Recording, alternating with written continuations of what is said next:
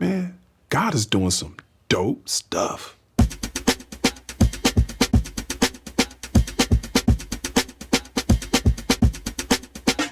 Our dream is to be this welcoming community that models God's love. We want people to come in and encounter Jesus.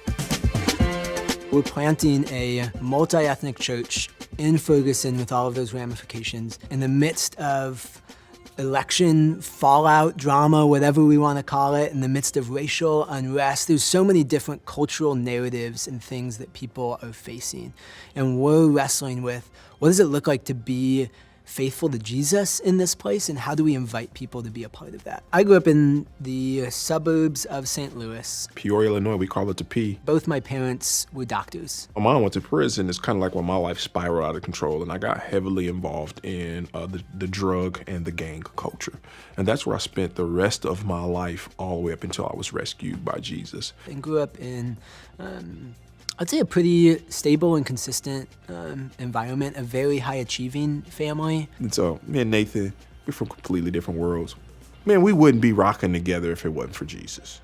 And one of the most beautiful things of being at Oakbridge has been the friendship that I've been able to develop with Boone, and to see him as my friend and as my pastor, as somebody that cares about me, as somebody that I have so little in common with. But because of our love for Jesus, we have so much fun pursuing the same things together.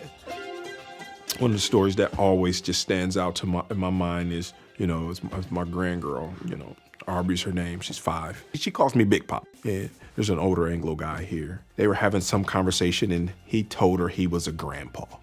And so she introduces me to this guy like, Big Pop, here is so-and-so, he's my grandpa. And I'm like, no, he's a grandpa. She's like, no, he's my grandpa.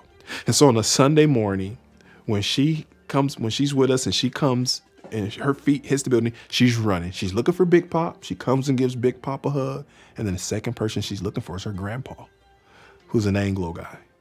And so in that moment, we get this glimpse of this brown girl running into the arms of this white man, and he sees her like he sees his own grandchildren. And so right there, in that moment, I get to see the wall of hostility come down before my very eyes. And I see people who otherwise wouldn't be doing life together, loving each other, embracing each other, and calling each other their own. We want to see people awaken to the good news of who Jesus is and awaken to the needs of their neighbors. And so not only are we going to be diverse on Sunday mornings, but that diversity and that unity is going to be seen throughout those relationships throughout the week. But what is it going to look like when they actually are doing life at their dinner tables? When they actually know each other's story, know each other's fears, know each other's needs, and are committed to helping collectively care for one another. That's what we are about. That's who we are. And that's what I've decided to give my life to.